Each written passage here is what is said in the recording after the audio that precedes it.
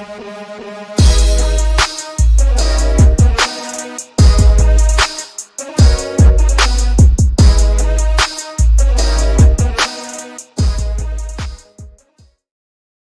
up, everyone? Welcome to Level 7. It is time for another episode of the Agents of Fandom podcast. I'm your host, TJ Zwarich, and sometimes an episode, or a movie, pardon me, is so amazed that I even get to bring one of my co-hosts out of retirement to come back and talk about it.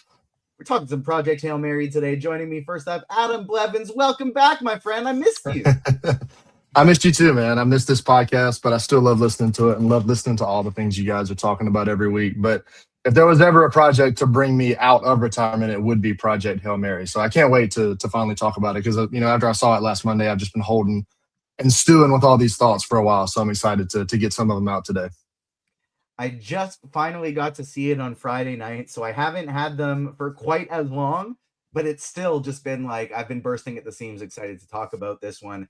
And joining us as well, we have our Paradise podcast every Monday, and we always talk about how my co-host on that one, Ryan, he kind of introduced all the Agents of Fandom to Paradise. There's a line of people who have talked about how great the show is, and it all comes back to Ryan.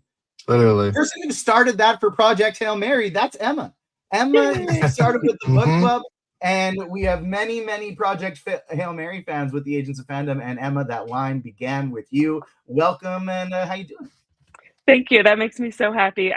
We could not have picked a better first book for that book club. That experience was just amazing. So I'm very happy to have inspired so many people to read the book and watch the movie. But I'm doing great. I cannot wait to talk about this. I've seen it twice now. I actually just finished my re-listen of the book. So everything is fresh in my mind, so I'm ready. And it's always a great day when I get to see Jamie Jirak, not once, but twice. We've already talked some Agents of S.H.I.E.L.D. over at the Love and the Time of Hydra podcast. She co-hosts that. She co-hosts Phase Hero. And Jamie, I feel like we know each other well enough now that I can ask you, will you fist my bump? I would love nothing more. It's so always a pleasure to be here. Good to be here with the rest of you. I haven't read the book, so I only have a perspective based on a film fan, but I'm really excited to talk about the movie. I saw it on Thursday, and I've been hyped to join you guys.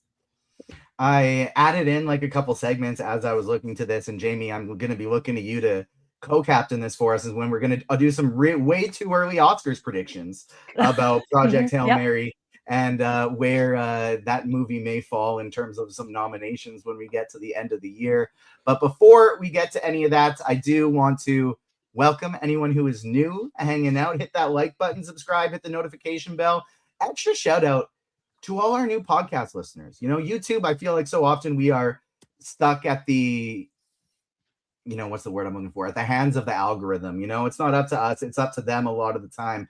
But just over the last few weeks, the podcast numbers have kind of been going a little crazy, rising each week. So shout out to all the new people who are here hanging out with us. We have so much fun stuff in store for you. We're talking Hail Mary today, of course, every Monday night for, I guess, the next 2 weeks because the season ends. We're talking Paradise, 7 p.m. Eastern time, Tuesdays. Starting this week, our Daredevil Born Again live after show, 10 p.m. Eastern time, immediately after each episode airs. I've gotten to see all 8 episodes. I watched the first 4 and I thought, okay, my hopes were really high. My expectations were really high. It didn't quite meet them. It's good, but it's not great. I watched the next 4 episodes, the last 4 episodes of season 2. Best 4 episodes of Daredevil I've ever watched. Like the best 4 episodes span of Daredevil I've ever watched. Absolutely incredible. I can't wait for people to see those. We're going to be talking about it every Tuesday. Every Wednesday, we're talking Invincible, 3 p.m. Eastern time. And then, of course, we have the Comic Corner on Thursday as well.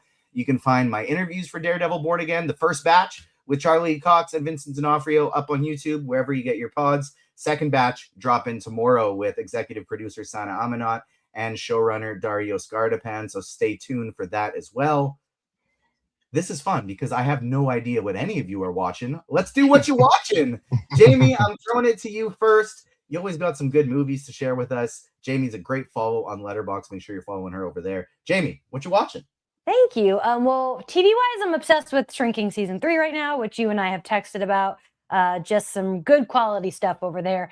Movie wise, so much going on. I'm writing an article for Slash Film of the best space horror movies. So I watched 16 space horror movies in 2 days earlier this week. That was fun. And one that I had never heard of until I started this journey was I believe it's a Swedish film called Aniara, Aniara, and it was incredible. It's not like straightforward horror, but it's like unnerving space business that I highly recommend.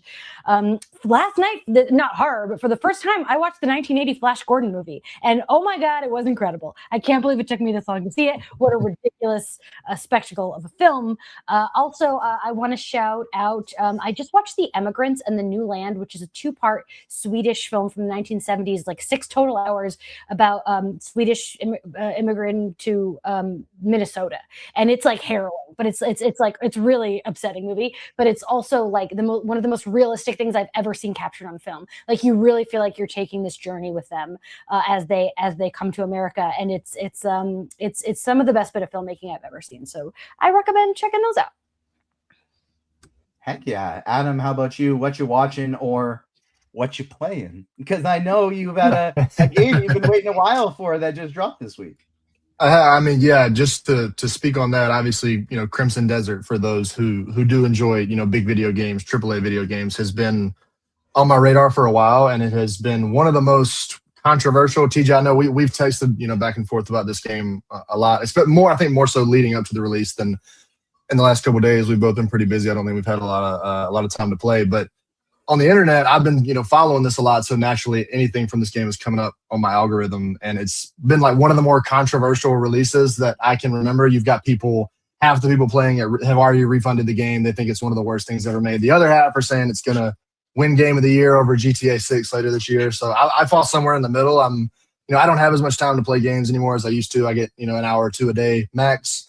So sometimes things like this can be a little too ambitious for me, but every time I play it, I'm finding myself enjoying it more and more. The frustrating walls that are kind of in every new game when you start with are breaking down a little bit more, and I feel like I'm climbing over them. So it's a good sign to me that I'm starting to get more excited to play it, and I don't feel like I'm not like, okay, I got to get on and keep doing this. It's getting more to excitement. So I'm definitely I'm looking forward to sinking some time into that. And then I'll say, aside from the obvious ones that you already mentioned, I'm excited to see Daredevil this week. I already saw the first episodes of Invincible. Shout out to you for writing an awesome review that's up on the front page of the site as well for that. That was wonderful. But I have been on a Peaky Blinders journey, my first ever Peaky Blinders journey for the first time that I started right at the beginning of this year. I'm a very slow TV watcher. So I'm almost to the end. I'm on the season 5 finale. I'm probably going to try to watch that tonight or tomorrow. Because when a big movie like this comes out, like obviously The Immortal Man came out this weekend, and I'm like, I have to be like, just for pure FOMO reasons, like I'm like, I can't.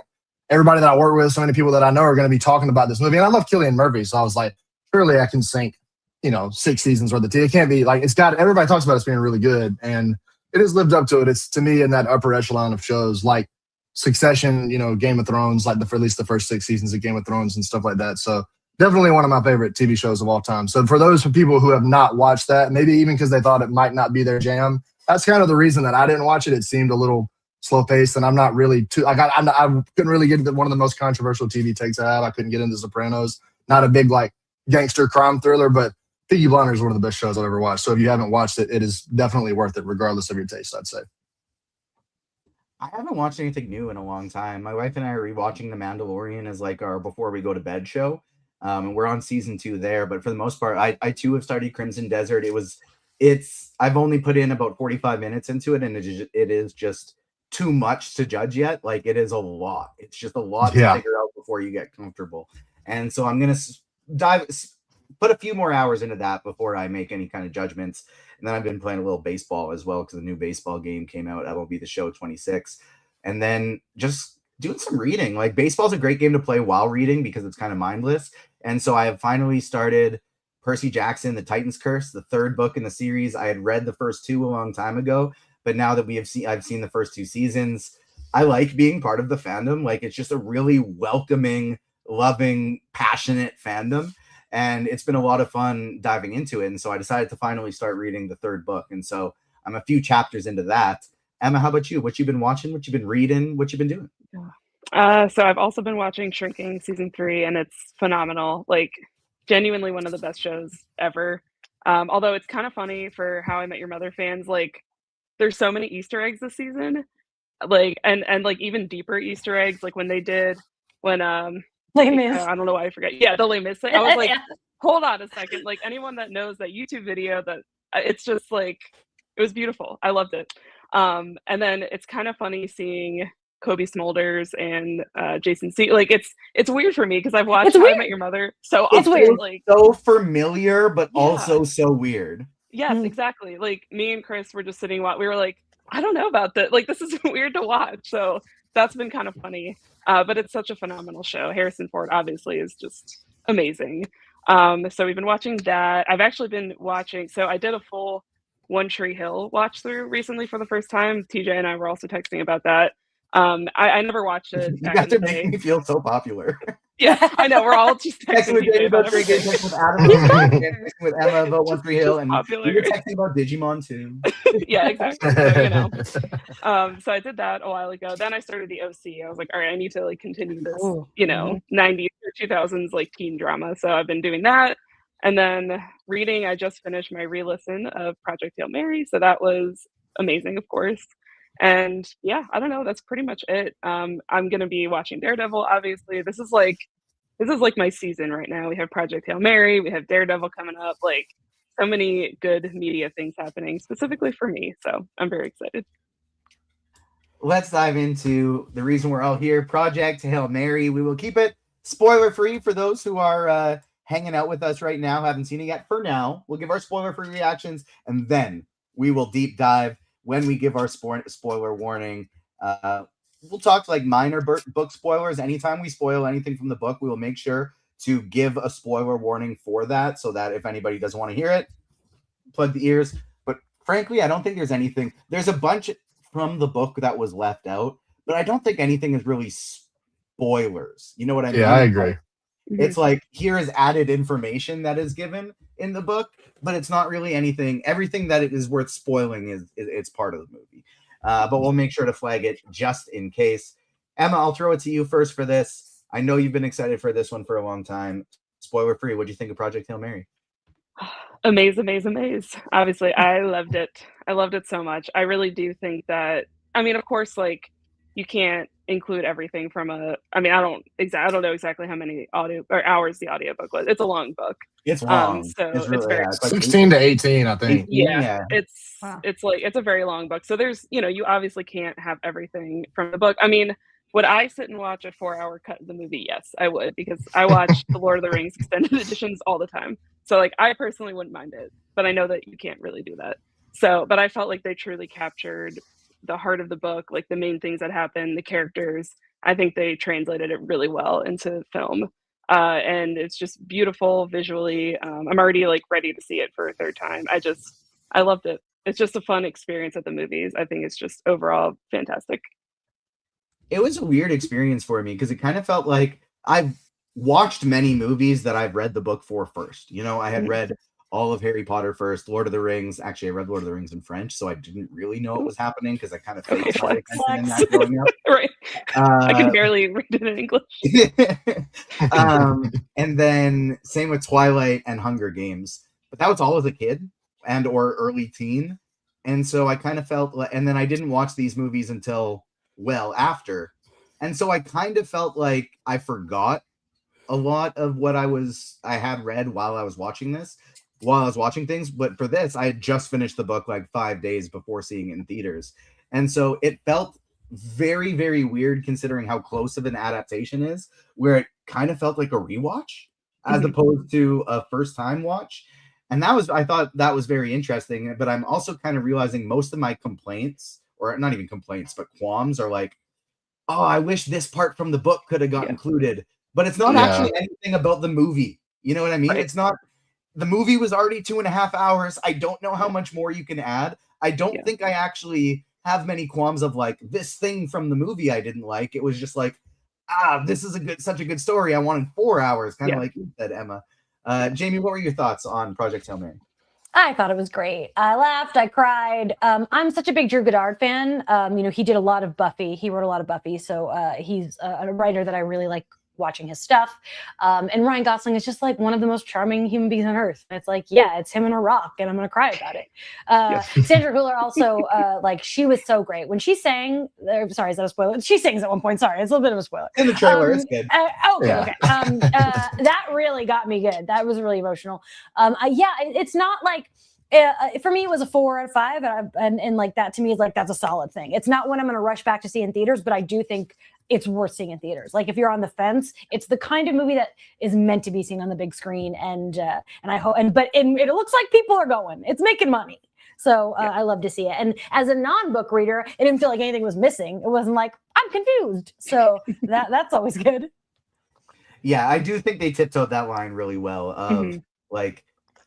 You isolate a lot of the movie going community. I think if you start putting out like making it 3.5 hours, like I think a great example of that is Interstellar, right? Where you talk to some people and it's like that is the best movie of our generation. It is incredible. It is perfect. You talk to others and it's like it was boring. I couldn't get through it that long. It was just a little bit too much. And so I do think you start shrinking your ceiling with the movie a little bit when it gets much longer than that. But Adam, you wrote up a wonderful review up on the website right now, agentsfandom.com. You can find it there. What do you think of Project Hail Mary?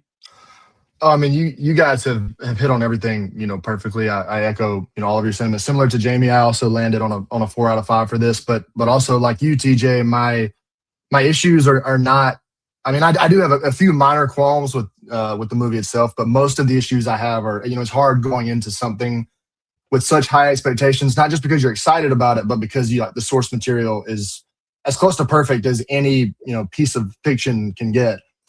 And I knew going in, like you guys have all said, that there was going to be things you're just going to have to leave out. So there are definitely things that I would have liked to have seen, but what makes me so happy is just seeing how well this movie is being received by the masses. Like you said, people are showing up to see it.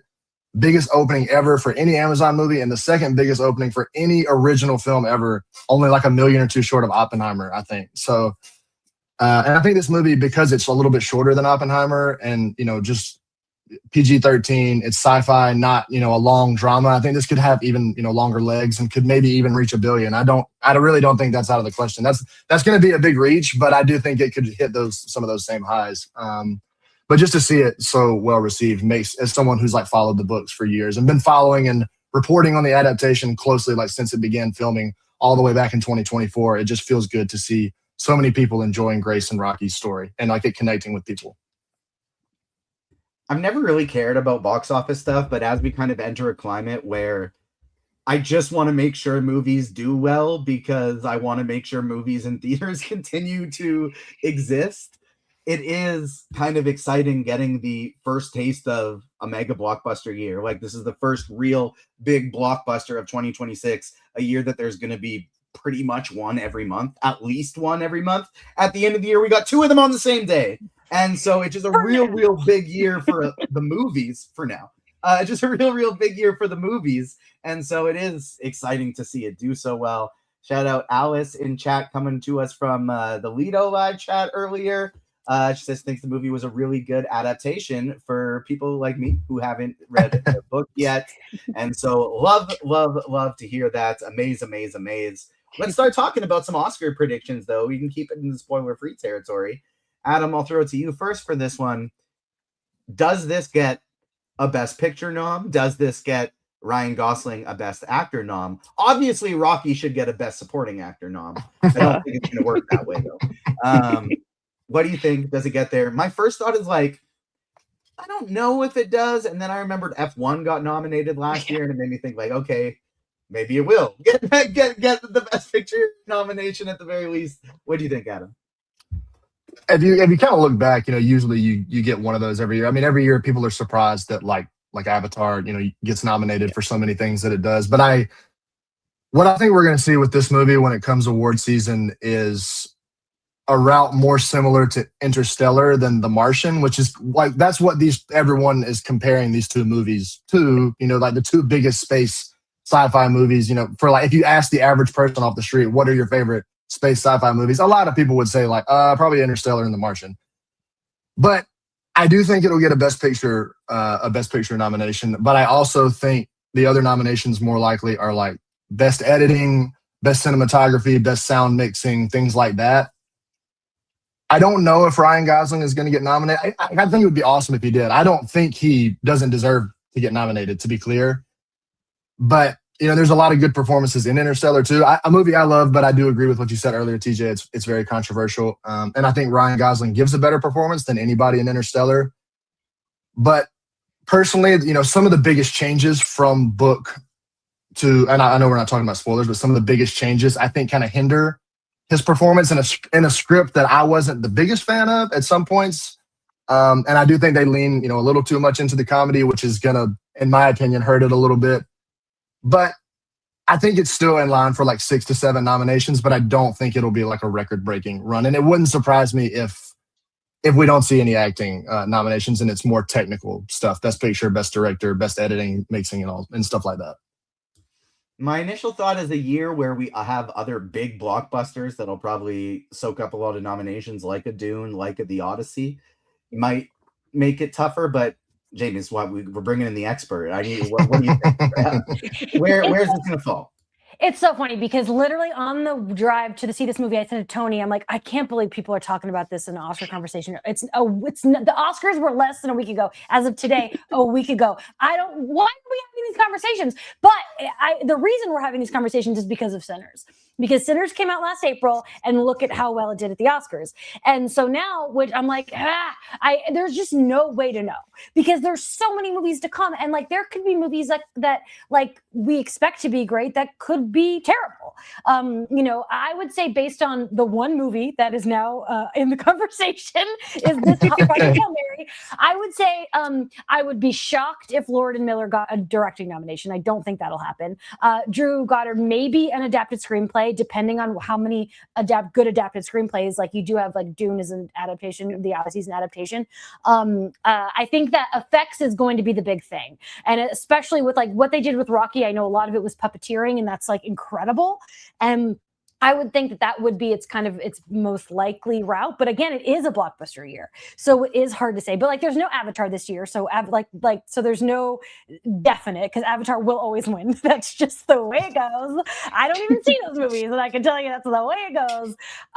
But as for Gosling, like at this point, if you would have asked me a year ago if Michael B. Jordan would have been nominated for Sinners, I'd probably say I don't think so. So like, and Ryan Gosling didn't do what Michael B. Jordan did, that's for sure. Although he may not be acting twice, he's acting against a puppet. So like that's a pretty cool thing to consider. So I would say at this point, you never know. It's just so hard to tell. With 10 Best Picture slots, it's very possible. You're right. It's better than F1. And I like F1.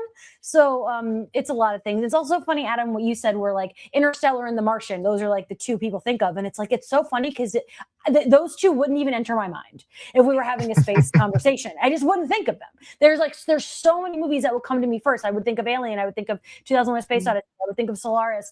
And that's why it's such a cool genre, because there are so many different ways you can do space. And what I love about Project Hail Mary is that it's sweet. It's like a sweet, funny, and heartfelt space movie, which I think is a nice thing. And so I'd love to see it get some nominations, but I can't speak on because I haven't seen anything else.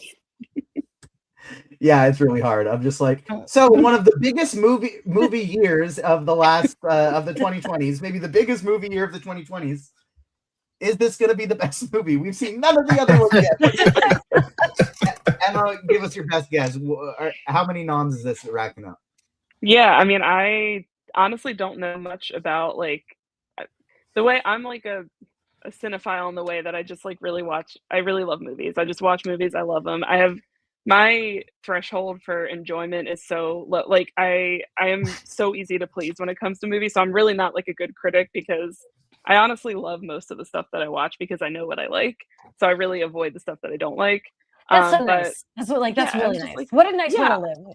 Right. Like, I'm just like, you know what? I don't really, I mean, there's some stuff I end up watching and I'm like, okay, I did not like this, but I like most of the stuff I watch.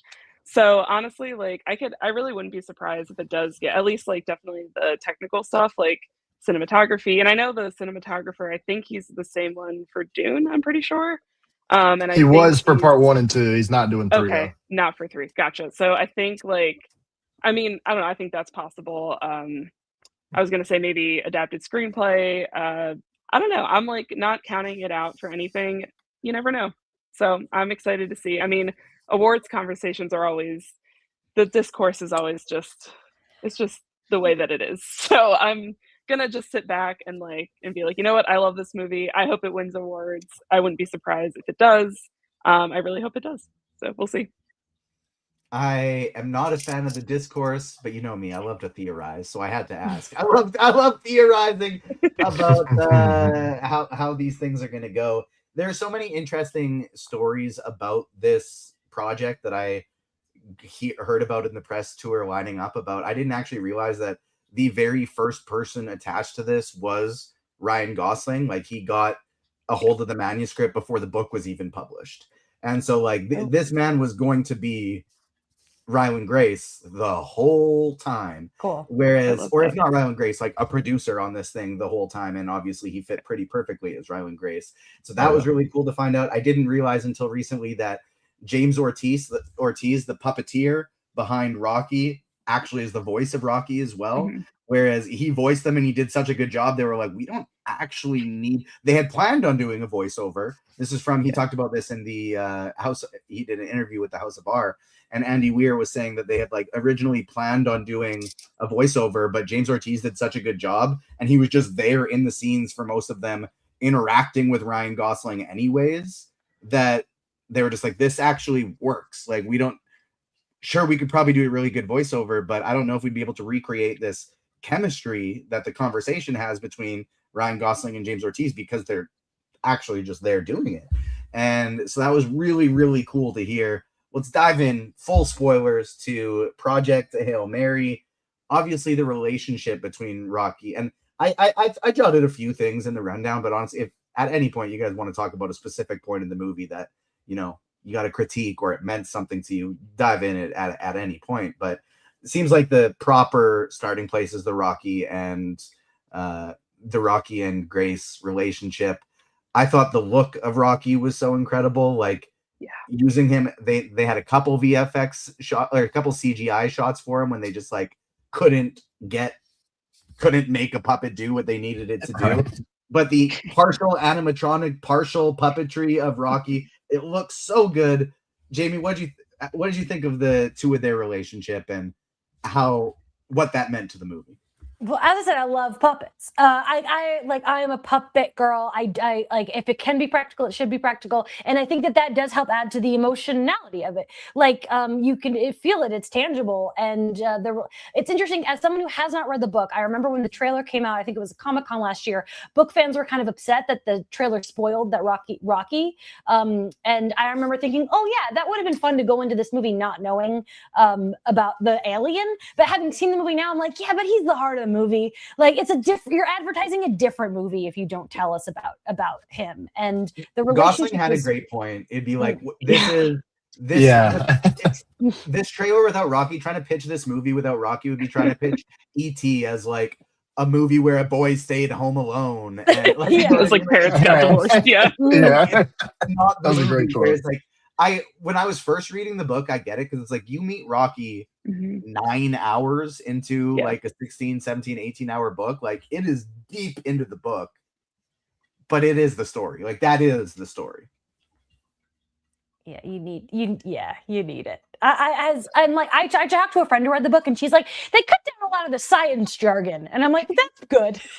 No, they probably need to and get lectured about science. Yeah. There was some there was some cool stuff that I really enjoyed from it that they cut out. Spoiler for the book, there are some things of they're trying to slow down climate change, so they're nuking Antarctica so that they can put big chunks into the ocean. The methane rises up into the atmosphere. We speed up global warming to slow down the ice age. There's stuff like that I thought was really cool. And then they're putting solar panels all over Africa, and it's going to ruin the ecosystem, but it's the only way we can build enough astrophage. Stuff like that was really cool. But then there's also multiple sequences in a row of Ryland Grace just doing math. It's like, okay, I don't understand this. This is too much. Adam, Rocky, Grace, it's the heart of the movie. How'd you think they did with it? Oh, they nailed it. I mean, I do want to say to what you guys were talking about with so much of them cutting out the science jargon. A lot of that we get in the book anyway is just Ryland's inner monologue, which is like why this book is so long.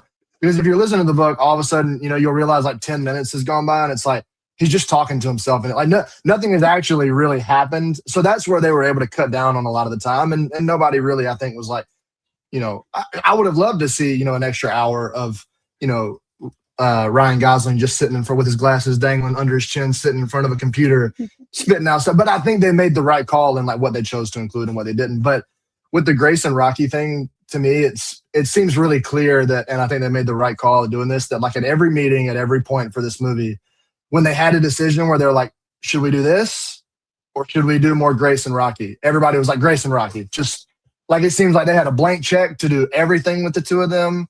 When it came time to including something like maybe another flashback scene or something else, or including another moment with Grace and Rocky, they were like, just do Grace and Rocky, just more Grace and Rocky. And like, that's why I think this movie, works so well, because if you come out of it and people are like, it was really good, but I would have liked to have seen more, Grace and Rocky. We really only got like 45 minutes of that. That would have been a huge failure, like as an adaptation, because they are the heart of the book and just the heart of this, now the movie too. I think even the people who haven't read the book are now feeling the same way that book readers did when we read it for the first time, that like, this is a movie about the two of them and their journey to save their own planets and, become friends and stuff like that. So they nailed it. Like of all the, the very small qualms I do have, there's nothing, none of them have anything to do with Grace and Rocky. It was perfect. And what'd you think? Yeah, I completely agree. I think as far as like the science stuff, like when you're reading the book, like it's such a different experience reading the book versus watching the movie, which is how adaptations are and should be. And I've talked about this multiple times, like with Percy Jackson, like I've never been like a book purist. Like I'm okay with them changing things where they think it's necessary. And I'm just really grateful to have like both mediums, because the book experience, like it's like it's a whole thing. Like it still is one of the best books I've ever read. I've still been like chasing that same high of reading that book for the first time. Haven't really found another book that I love quite as much. But I think they made the right call with some of the inner monologue, like general audiences, like you're going to go in and you hear the science and stuff, and when you're listening or reading the book, like I don't know, you can kind of like tune out a little bit, and then he kind of explains like how he gets to certain conclusions. But I think you're going to lose a lot of people when you include like so much science. So I think they made the right call with that. But honestly, with Grace and Rocky, like it was just perfect. It was exactly how I pictured it, like while I was reading. I think it was amazing. And I love Rocky's design. What's kind of funny is that, I mean, this isn't really a book spoiler, but Ryland basically describes Rocky as a like space spider kind of thing. And I am extremely arachnophobic. Like I cannot look at spiders. And so like I'm reading the book and I'm like, okay, it's a book. Like they're not showing any pictures. But then I found out about the movie. I'm like, okay, this could be really bad. Like I was space a little horror. scared. Yeah, I was a little terrified that I wouldn't like not be able to watch the movie, because they really made like a realistic like space spider. So I'm very grateful that Rocky did not look super creepy. Very, very happy about that. But I think they did an amazing job with their relationship, and like you get the same feeling about them as you do reading the book. Like my boyfriend Chris hasn't read the book, but he saw the movie. He absolutely loved it and is like as like obsessed with Rocky as like I was when I was reading the book. So it's just they did a good job capturing that same feeling and same relationship from the book. So I want to say one thing real quick too, because it, as it pertains to the Grace and Rocky relationship, and I'll say this is I think this is to me the biggest book spoiler, the biggest change that they make, which, and I agree with you, Em, I'm also not a book purist. I like, as long as, I like when somebody takes an adaptation in their hands and then they, want to put their own spin on it, as long as it's, something that adds to the story and doesn't sacrifice from it. And again, I'm getting ready to, I'm kind of winding up because I'm getting ready to say a pretty big spoiler here. So anybody that hasn't read the book, in the book, Ryland never gets to go into Rocky's ship. And when I'm reading the book for the first time, he does go in there very briefly to like put Rocky back in his environment. But then he gets, really hurt as another moment that's cut out. But I remember reading the book and thinking, Rocky is way too good of an engineer. He could build him something to get into his ship and look around, and it never happens. And in the book, we finally get to see it. And I was like, this is the perfect thing. If there was like a big change to make, they nailed making that change. That was like one of my favorite moments in the whole movie. Yeah, That's really funny because my boyfriend Tony, who also has not read the book, he was like, "Man, I was disappointed that we didn't get to see more of the ship. Like Ryan Gosling gets on the ship to see it, and then you see it for 2 seconds. He's like, did they run out of money? So I'm going to tell him, like, guess what? In the book, you don't even get that much. Exactly. Yeah. Jamie, what do you think of the non-linear storytelling style where they kind of use like Ryland Grace as a vessel for the audience, where as he remembers stuff, that's how we're finding it out? Yeah, I thought it was really smart. Like sometimes like you need a break from one, and they edited it well to, for the most part, to go back to the other. And it also allowed for like, I think like the twist of the movie is that he didn't want to go and that he was forced onto that spacecraft. Like that was like really shocking. And the only way to tell that is by a non-linear storytelling. But to me, that was like that's the big reveal of the movie. And also, I just want to take a moment to shout out Carl. I don't know if Carl's in the book, but Carl was incredible. No, okay. Carl. Then great #1 addition, not from the book, is Carl, because he was there, but not to the same extent. Like, not in the same like he has like a bodyguard who's there, and he like tries to Steve. talk to him, and then he doesn't give him anything back. But I think he calls him Steve the Army guy, and he's there. They mention him like twice, but they definitely Carl was they did the right thing with Carl. Love Carl. Yeah. Very nice addition there. Agreed. I love the twist at the end of, it's a hero's story that, obviously it's I say this without judgment, because who among us wouldn't be petrified when saying, hey, you got to go up to space to die? But it's a hero's story where he's quite cowardly. Most of his decisions throughout his life are driven from avoiding uncomfortable situations. Like there is something, he got disparaged by his community, in the scientific community. Everybody called him an idiot. No one wanted to touch him after what he wrote. And so he goes to a space where I can attest it's pretty easy to feel cool as the cool teacher when you're surrounded by a bunch of kids who think you're really cool. Like throwing a football at recess and all the kids are like, oh my God, why aren't you in the NFL? There's like, it does make you feel kind of cool. It does make you feel kind of cool. And so Ryland Grace just settling into that spot of like, I don't want to be challenged. I just want to be here. I want to be safe. That's his whole life. And then I love the line from Ken Leung early on where, as I am just about finished Industry, that was funny to see him again in a totally different role. But he says, like, bravery isn't a gene. You just need somebody to be brave for. And I thought that was so incredible, the way they reveal at the end. Like, no, he wasn't going to go. I was hoping that scene at the end was actually extended a little longer, because as I was reading the book, my thought was, this could be Ryan Gosling's Oscar scene. This could be the scene that, like, if he is nominated, this is the one they're showing. When he finds out and he refuses to go, and then he finds out that they're not giving him a choice. And it's just like a terrifying panic attack. And I thought that was going to be extended a little bit more, but I still think it was very well done. I'm surprised we didn't get a realization from him on the ship where he remembered that, because I think that could have been a really emotional moment too, where like realizing it and then confessing it to Rocky. Even I don't know if that's something that you see in the book, but like just because like he doesn't remember, so for most of this movie he thinks that he was there by choice. I think that actually there is a brief moment when they pan back to him and he's walking back down the tunnel. And he looks really defeated right after that scene. And I think that is his realization. That's another one of those moments where they do cut out his inner monologue, because in the book, they switch back to him and he's like, oh, okay. Like when he finally, because what makes that twist work so well is that throughout the whole thing, Rocky's like, wow, you're really brave. And he's kind of like patting himself on the back. He's like, yeah, I am really brave. I did decide to do that. So then he's like, oh, okay. Like, well, never mind. I guess I'm really a coward. But so they cut out that he doesn't, I don't believe he tells Rocky in the book either, but he does when he gets like a 5-minute monologue where he kind of comes to terms with that. But TJ, I agree that I did want a little more out of that scene, especially because I reread that after I saw the movie, because I wasn't able to finish it and like before I had a few hours left. And in the book, Ryland gets so distressed that he's like, I'll sabotage the mission. If you send me, I'll kill everybody on the ship. I'll kill myself. Like he's like, you will not do this. I will destroy the planet. And we never really get like he says, I can't even. No, you won't. Yeah.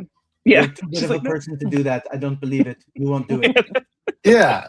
It did seem like I don't know if there's a longer version of that. And it's not even, like Ryan Gosling is capable of turning it up to whatever he would have needed to do to have that Oscar moment like you were talking about. But I don't think it was there in that scene. And I would have liked to have seen them, kind of allow. I don't know if they shot a longer version of that and just decided they didn't like how it came out and they decided to cut it out, or if that was, the final product. But I would have liked to have seen a little more emotional, because like reading that for the book and like reading the book in the first time, like I was really upset, like moved to tears, and I didn't quite feel. And granted, when it's coming, I know it's a little different, so I probably shouldn't judge it as harshly as I am, but I didn't get the feeling that I wanted to, even though I knew it was coming. It did feel a little underplayed for how much I wanted it.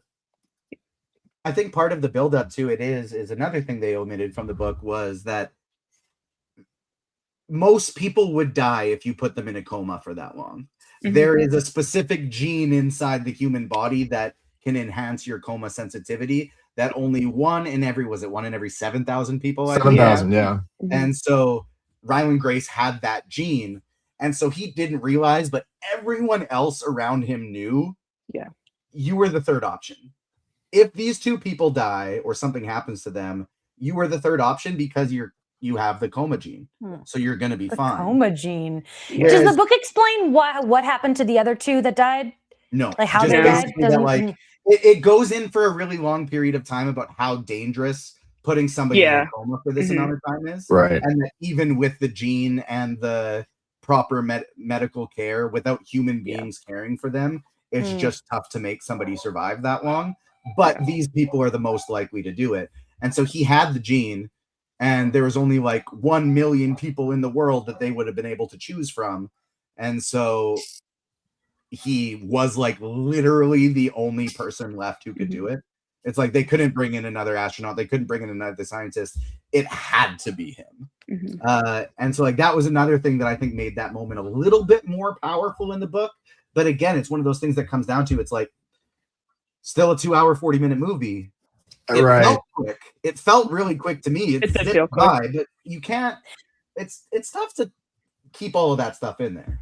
Yeah. It's really hard. Felt the runtime towards the end where like it had like 3 endings. The movie kept ending. So I was like, oh, we're not over. But like, that's like probably my biggest criticism is like, it's ending again. But it's not terrible. At least they were fun, good endings.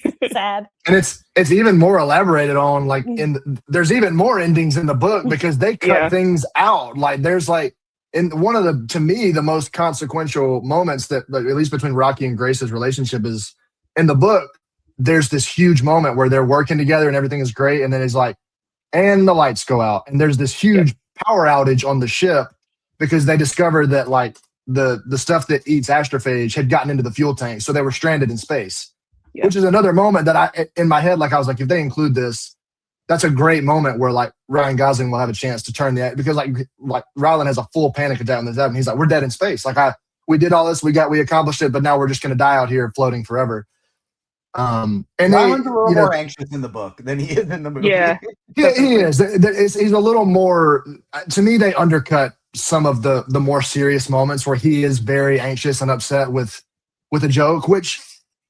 If you haven't read the book, to me, it really didn't bother me all that much. But it did when I first got out of the theater, and as I've sat with it, I've kind of come to terms with it a little bit more. And I've been like, I get it, like it's fine. And I think Lord and Miller because like they've got a little bit more of a comedic style when it comes to stuff like that. And I do think for the most part, Drew Goddard, he did a really good job adapting the script for this. But there were things like that I was just kind of like, just let him be serious for 0.2 seconds. Like you don't have to like come in at the end with a little joke or something to laugh. That the most serious moment, TJ, I know you had this on the rundown. If we want to talk about it, was and to me, I thought where he put on one of his finest performances is when Rocky shares the news that he's like, I can give you the fuel to go home. Yeah. And I love the way they shot that, where it was like a silhouette, like he kind of fades back when he's like shocked, and then he comes out like crying, like tears of joy. It was beautiful the way that they shot that, and I thought Gosling did a really good job. But that was like, to me, I wish so many of the film or of the books, more serious moments could have translated to the big screen just like that, but they didn't hit as hard as that scene did to me. Emma, how about you? What were your thoughts on from the flashbacks? Any favorite moments? Did they omit too much? Did they add in anything you really liked? Before we swap over to next part, I want to make sure you get a chance to hit those stuff. Yeah, I think the only thing. So this is a sort of a slight book spoiler. The only thing that reading back. So I had the same thing as Adam, as I was listening to it, and then I didn't finish it before I went to see the movie. So I actually just finished it today. And so there were some parts towards the end, like when it's the same kind of thing where he decides to go back and save Rocky. Obviously in the book that scene is like, it spans a lot longer. It's way longer. So he's like trying to decide, and he's like trying to find the ship on the radar. There's a lot that happens. And he gets really hurt during that scene too in the book. Yeah, so Rocky's hurt when he gets back. The only thing is, I wish, like in the book, I wish they would have put in the movie Rocky saying like, he's like, you come back, question, like you came back for me, question, like that kind of, like he actually like says like, Grace came back for me kind of thing. And it was like, oh my God, like I cried multiple times in the book. I cried multiple times in the movie too. It was still very emotional. Yeah, like every time we get one of those, Rocky watched crew die, could not fix. Grace say Grace will die, Rocky fix.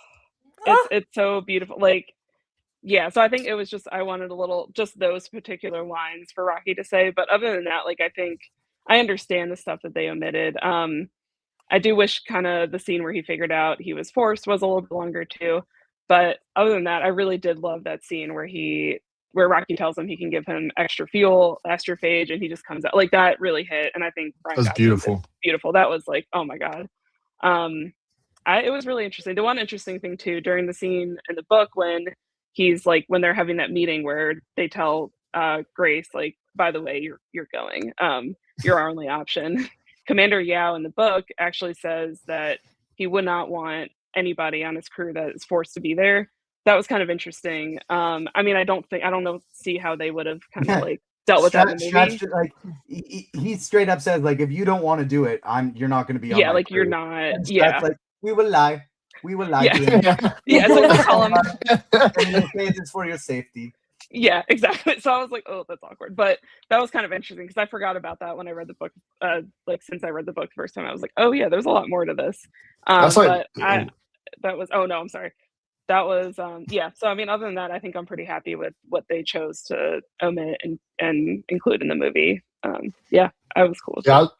I would say like that's one of the biggest, I think the biggest omission, and I'll be brief, TJ. I know you said you had, something else you want to go into, but the biggest omission, like the most stuff they cut out is the crew. In the flashbacks in the book, there's a lot, like Ryland spends a lot of time with all the other astronauts, like training them and they have, and then in this, I don't even think they have like 5 minutes. Most of them only have like 1 or 2 lines. It's very toned down. Like that's what I think like they clearly decided early on to sacrifice most of it. Another, big moment is, that I don't like the way, if I can get into one of my biggest, like perhaps my biggest book to screen criticism is that one of the most influential and like most powerful moments, at least for anxious moments, especially for Ryland in the book, is when he has to sit down with all 3 astronauts and go through how they decide they want to die in space.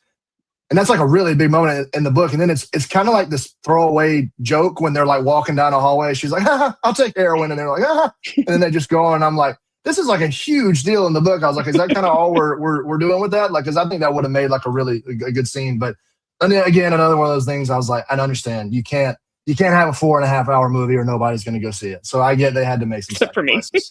For me too, for sure. But like the lady astronaut, the one who chose the heroin, like I said this to Tony afterwards, I was like, I loved her. She only said a few things, but every time she spoke, it was hilarious. Like I love that she had a lot of personality. So even if like they didn't give her more to do, it came across that like this is an important person that I like watching. They captured her personality well. Yao is they kind of went a different direction with him because in the book he says like and Ryland talks about that all the time. He's like, Yao's very stoic. Like Yao doesn't ever say anything. And he was cracking it. But no, they like captured her character perfectly. They did an awesome job with her. The funny, and they touched on it a little bit, but it is funny of how like the two science people that he eventually replaced, the two that died, is like they were fucking. Yeah, Like, Oh, yeah. they were just It like was a whole thing in the together. book. They're going up to him and like telling him their detailed sexual experiences. And he's like, "What is wrong with you people? You're about to die, and I don't care about any of this. What is going on?"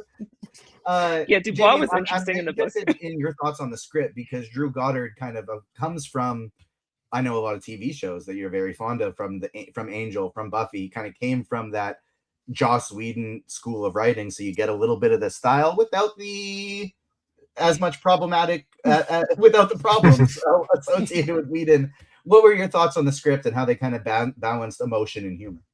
Yeah, that's what he does so well. Like, and especially in genre work, you know, like Buffy, like Angel, and then like I love Cabin in the Woods, which he directed and co-wrote with Joss, and like a movie like that where it's like I shouldn't be laughing at some of this stuff, but I am, and I think that's a special thing.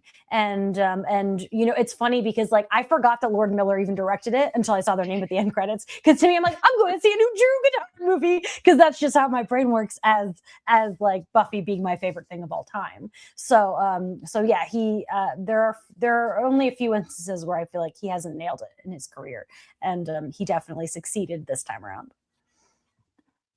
What were some of your favorite emotional moments throughout? Where obviously they get the Rocky sharing his fuel moment. You talked about the karaoke moment between Strat and Grace, which I like that they made her a little softer in the movie than the book, and I really like the chemistry between Grace and Strat because it hit harder when she was like, "I'm sorry, I'm not giving you a choice." Like I thought the fact that they had a little warmer of a relationship made that moment hit a little bit harder. What did you think? What were some of the emotional standouts for you? I thought they were gonna have sex. Like I felt like maybe it was too good. I was like, oh, because I like Sandra's so great. Like she's such a fantastic actor, and I feel like I haven't seen her in something like this before. And like it was. There's a moment actually where Ryan talks about, or Grace talks about. He has like an ex who. You know, like there was like I would assume in the book you learn more about his Rocky hate Mark. Yeah. Yeah. I assume that's like you learn a little more about his past relationship in the book.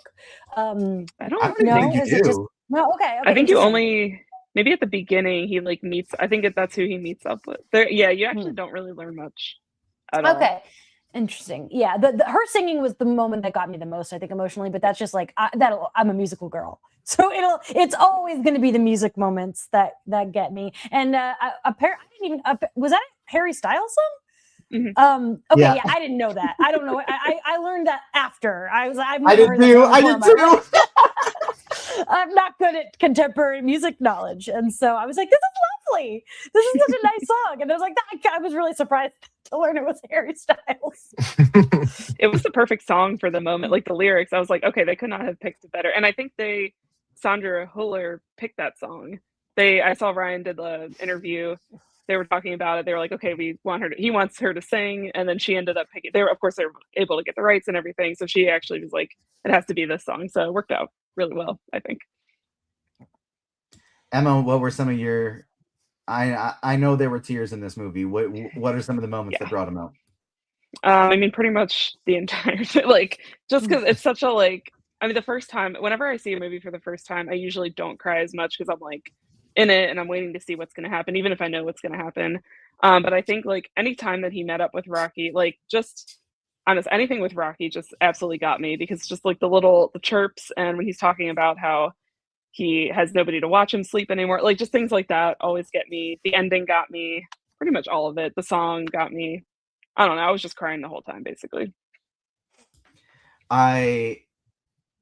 Adam, any other emotional moments, feel free to throw in as well. But to me, the thing I want to throw to you is the part that I actually thought was the biggest enhancement of watching this as a movie as opposed to reading it as a book is the Planet Adrian.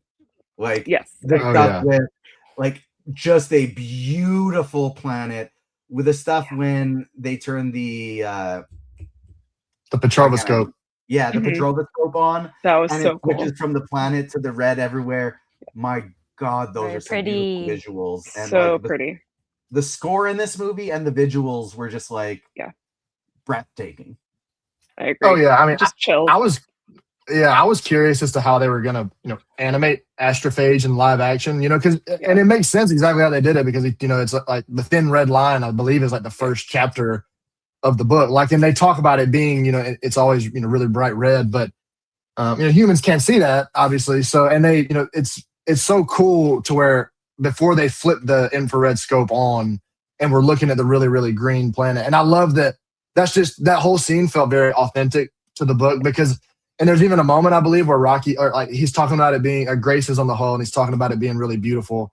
And Rocky's like, it's a planet. Like, well, because, he obviously can't see the color. And he's like, Rock, if you could only see this, dude. And then it flips on, and you're like, you thought that was beautiful. It's just got like 15 times more beautiful. Like that, the moment that's going around is like a GIF on Twitter everywhere. I think might be like single-handedly convincing people to go see this movie that were like on the fence about it because it was so beautiful. But that's where, Greg Fraser, he did like a great job with this movie, as everyone was expecting. If you look at his credits as a cinematographer, the things that he's done, it's like between the Dune movies, the Batman, and like going all the way back, like it's just everything that he touches is gonna be beautiful.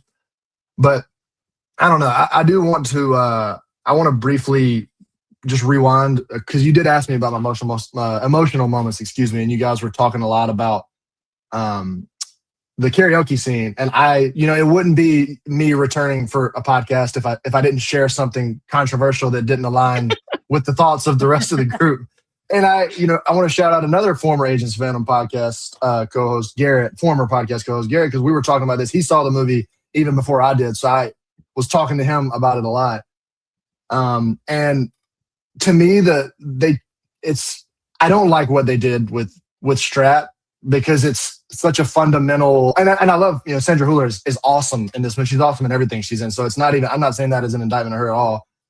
But Strat is such an like authoritarian figure in the book. And she even tells Ryland at the end, she was like, I don't respect you. Like, I like you. I think you're okay. But she's like, I do not respect you at all.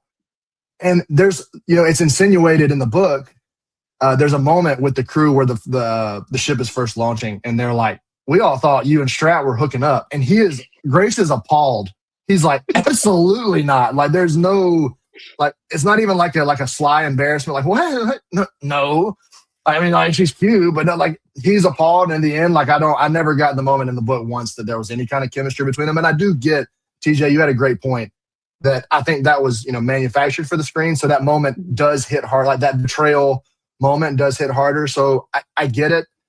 But I guess if I'm allowed to cling to anything as a book purist, and that one, if I would plant my flag in something, it would be that, because it felt out of character for Strat to be, that. And like I did, the karaoke scene was good. Like, I'm not going to sit here and say the karaoke scene wasn't good, but so many of the choices they made with Strat just felt a lot of out of character for what we get in the book from her and their kind of chemistry that they were floating out there. Because Jamie, I'm with you. I was like, are we gonna get like a sex scene between the two of them at the end? It's completely, like I was like, is that where this is heading? And they decided to play it, a little more conspicuous and not just go face first into it. But I don't know, that whole is a pretty big change for the book. And I guess if I have to cling to something as a purist, it's gonna be that. I wasn't a huge fan of that.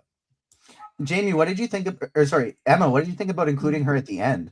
Because obviously that was one of the biggest changes is in the book. We get a real emotional moment between Rocky and Grace, as Rocky's like, hey, our scientists sent probes. You did it. Your son is fine. Yeah.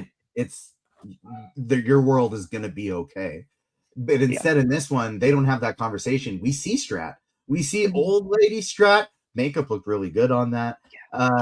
Sailing through an ice age. What did you think of that moment, kind of letting us see, hey, the Earth survived? I thought that was really cool. Actually, one thing I want to say before I completely forget about kind of like what they added to the movie and like the visuals. Obviously in the book, like you're just kind of picturing stuff in your head. I like that they kind of showed Rocky's perspective on like what he saw. Oh, yeah. That was so cool. Right. That was super cool because you don't really think about that. Like when you're reading, you're like, oh yeah, I mean, he can't see, but you don't like see that. You try to picture it in your head, but it was so cool to get to see it. Like now we have a definitive version of what it looks like. Exactly. So like seeing that little, like, cause he sees like the outline when he shows like the clock, I thought was a really, really cool addition that I was very happy with. So to the ending, yeah, I thought that was really cool. I'm glad they added something like that because, like I said, I just finished the audiobook like a few hours ago. So I forgot like what kind of happened at the end. I really like that they showed like Strat and kind of like the Earth, because I think in a movie too, especially for people who haven't read the book, like you kind of want to see it come full circle. See like, oh, is the Earth okay? Like just seeing that visual of like what it was like, and her, I don't know. It was a really cool full circle moment that I really am happy they added that in the movie.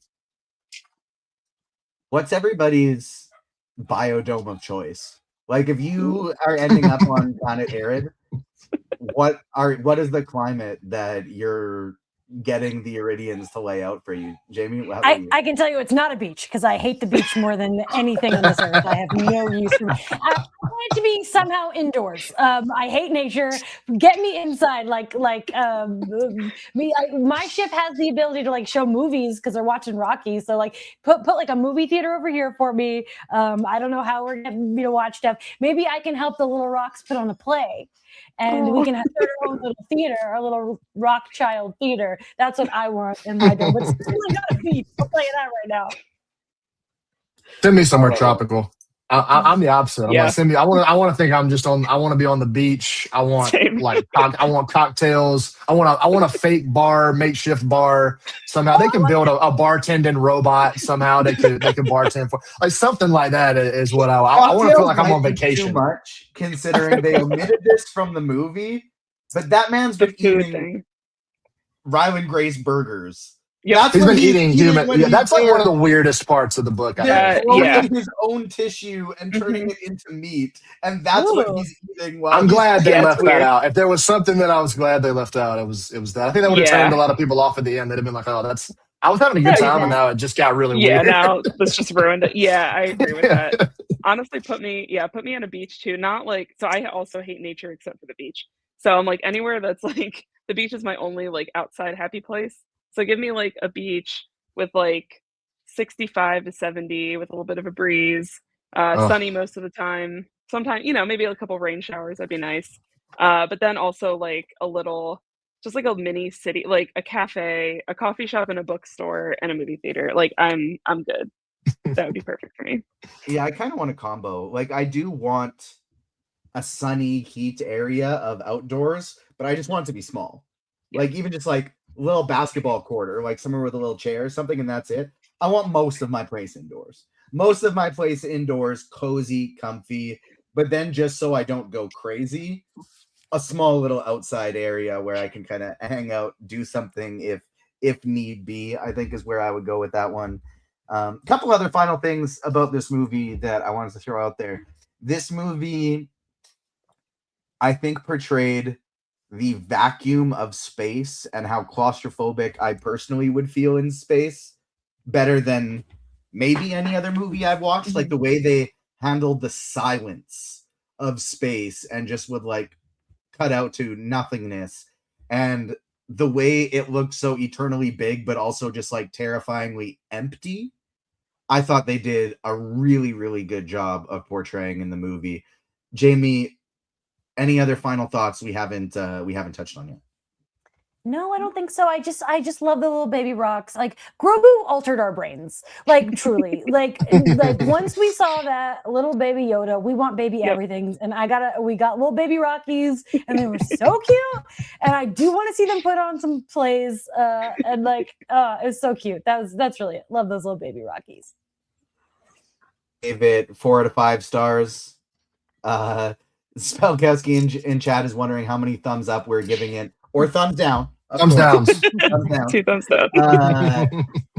Adam, any final thoughts we haven't touched on yet? I know you gave this a 4 out of 5 on your review. Has that shifted at all? Probably not with only one watch, but any other? I've only watched it once too. That wasn't a joke. It's like no. Any other final thoughts we haven't touched on yet?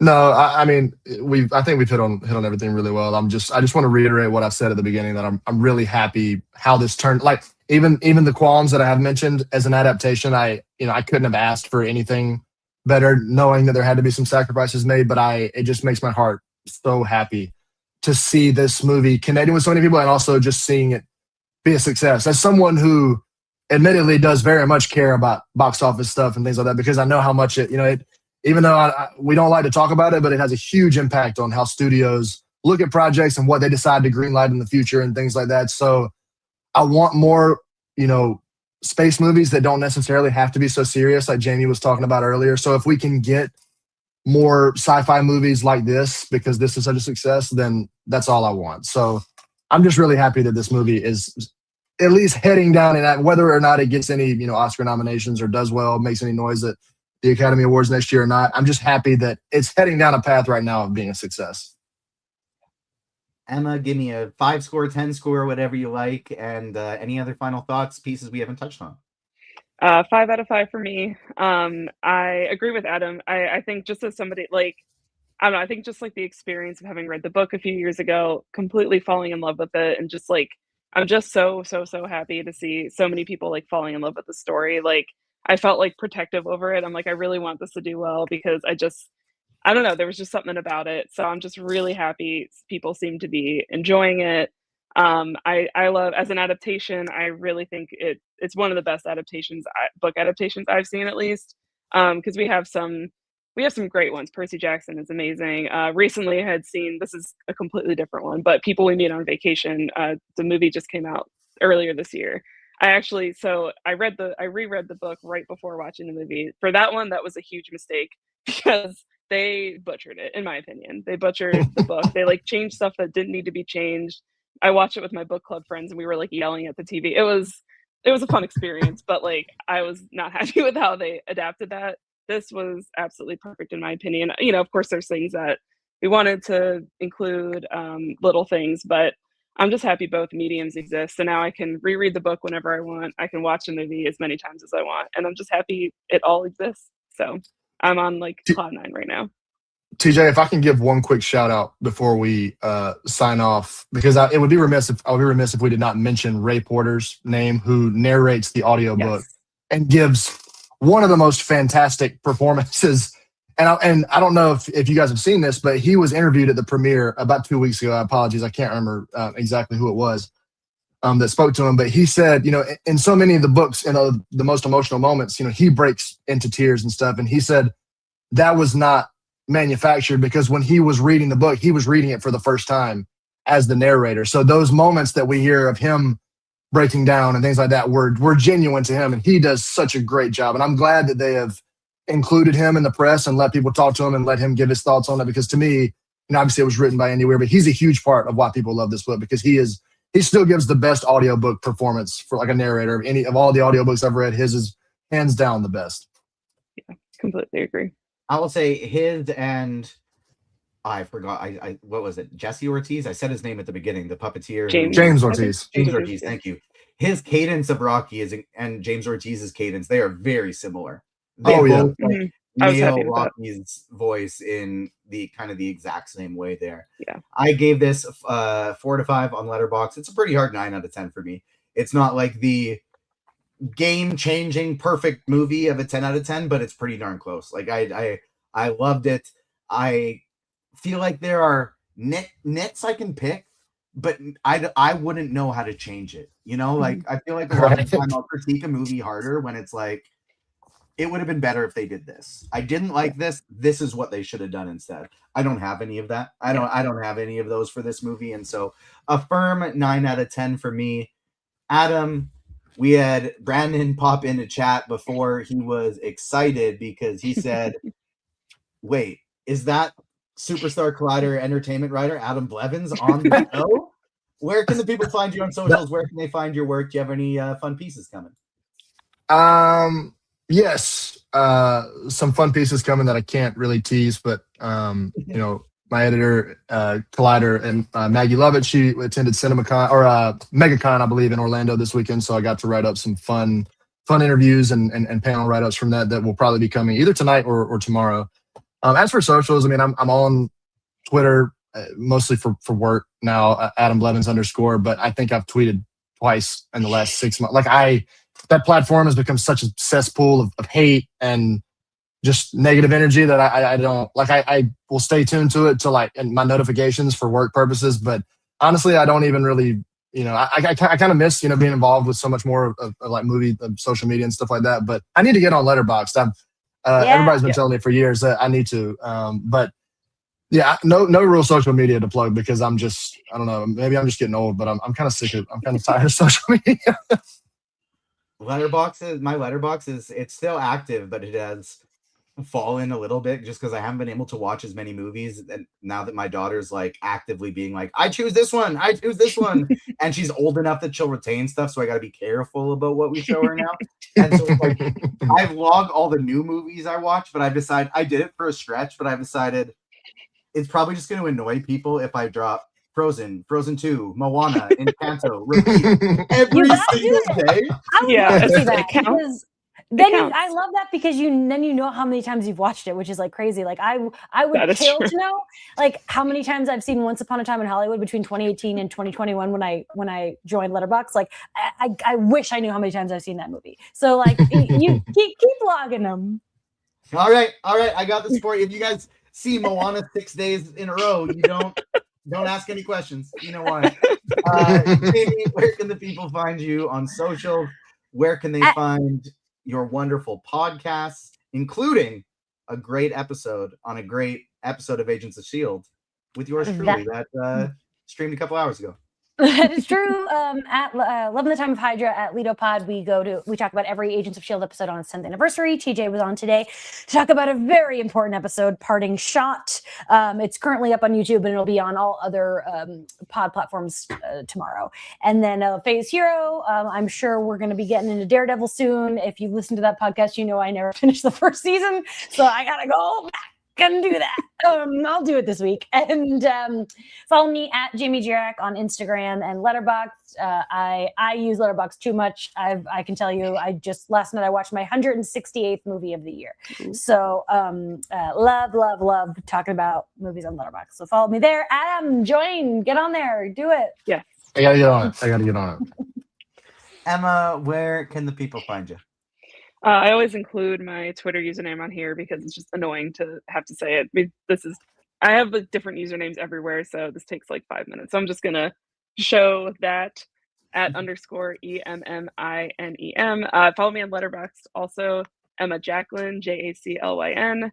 Instagram is just Emma Doris _. Yeah, I mean I tweet a lot just into the void. I don't know. That's just how I get my thoughts out.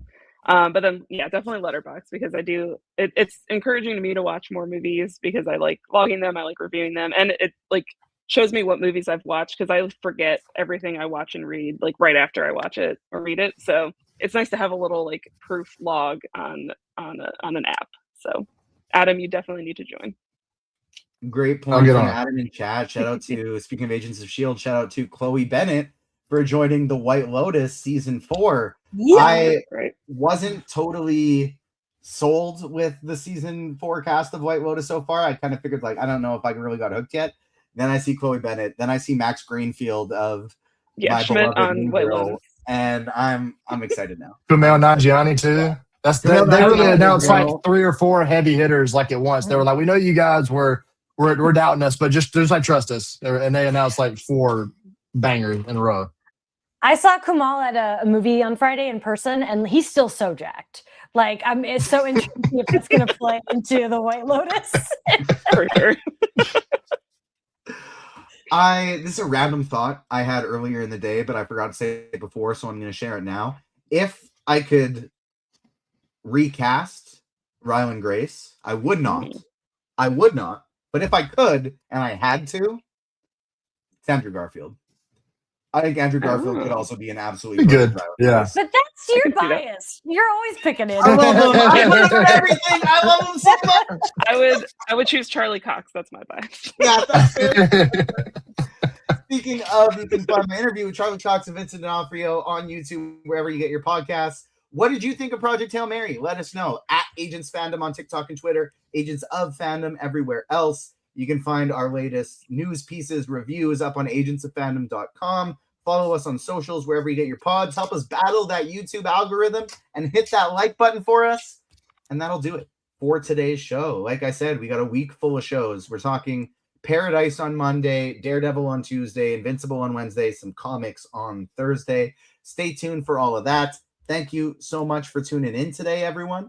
On behalf of myself, Adam, Jamie, and Emma, we will see you next time. Peace.